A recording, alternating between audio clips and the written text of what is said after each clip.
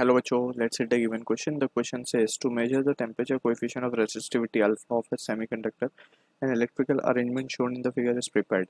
The arm base is made up of semiconductor. The experiment is being conducted at 25 degrees Celsius and resistance of the semiconductor arm is 3 milliohm. Arm base is cooled at a constant rate of 2 degrees Celsius per second. If the galvanometer G shows no deflection after 10 seconds, then alpha is option A minus 2.5 10 raised to minus 2 per degree Celsius, option B minus 1.5 10 raised to minus 2 per degree Celsius, option C minus 2 10 raised to minus 2 per degree Celsius, option D minus 1 10 raised to minus 2 per degree Celsius. So for this question, the key concept we need to understand is the concept of balanced Wheatstone network. Balanced Wheatstone network. So for this we can say कि जो question में given question है उसको हम along with the concept समझते हैं. सो यहाँ पे हमें बोला गया कि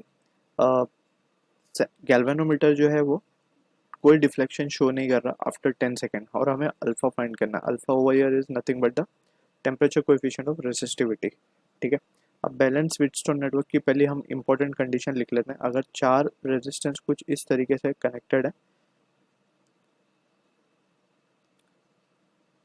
और बीच में एक गैल्वेनोमीटर कनेक्टेड है. ठीक है. लेट्स से ये R1 है, R2 है, R3 एंड R4. तो अंडर बैलेंस कंडीशन हम क्या लिख सकते हैं? R1 by R2 is equals to R3 by R4. ये बैलेंस कंडीशन कब आती है? जब गैल्वेनोमीटर शोज नल डिफ्लेक्शन या जीरो डिफ्लेक्शन. ठीक है. अब यहाँ पे हमें वही बोला गया क्वेश्चन में कि आफ्टर 10 सेकेंड गैल्वेनोमीटर कोई डिफ्लेक्शन शो नहीं कर रहा. So in that situation we can say after 10 seconds the circuit will be balanced and in that situation हम क्या लिख सकते हैं? जो लेफ्ट आर्म में जो उसका रेजिस्टेंस है that is 0.8 milli ampere divided by जो BC के आर्म में है उसको हम मान लेते हैं let's say x.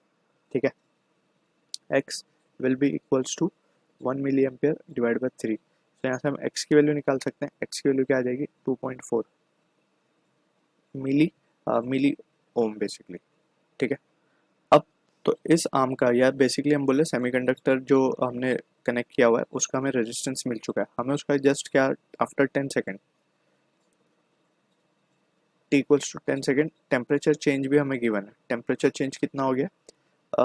It is cooled at the rate of 2 degree पर 2 डिग्री सेल्सियस पर सेकेंड. यानी कि 10 सेकेंड में कितना हो जाएगा? 10 सेकेंड में चेंज आ जाएगा 20 डिग्री सेल्सियस का. ठीक है ना. एक सेकेंड में 2 डिग्री हो रहा है चेंज, तो 10 सेकेंड में 20 डिग्री सेल्सियस का चेंज आ जाएगा. अब हमें एक रिलेशन और पता है दैट इज टेम्परेचर जो है रेजिस्टेंस जो है वो टेम्परेचर डिपेंडेंट होता है. Right. That is we can write dr is equals to r alpha dt. ठीक है. अब यहाँ से वी कैन सी हमें अल्फा ही कैलकुलेट करना है. Alpha over here is nothing but the temperature coefficient of resistivity. So it can be written as dr upon r dt. अब dr क्या है हमारा? Basically change in resistance. तो it is been given के so हम देख सकते हैं पहले इट वाज 3 मिली ओम और हमें बाद में जब वो बैलेंस कंडीशन पे देखा गया तो इट इज़ 2.4. तो चेंज कितने का आया? चेंज बेसिकली कम हो गया ना रेजिस्टेंस.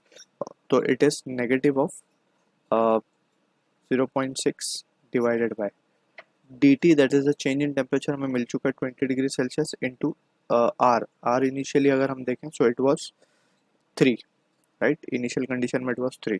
तो अल्फा की वैल्यू अगर हम यहाँ से देखें so it is coming out to be minus of 10 raise to minus 2 and it will be per degree Celsius. So option D will be the correct answer for this question. So I hope you understood the solution. All the best.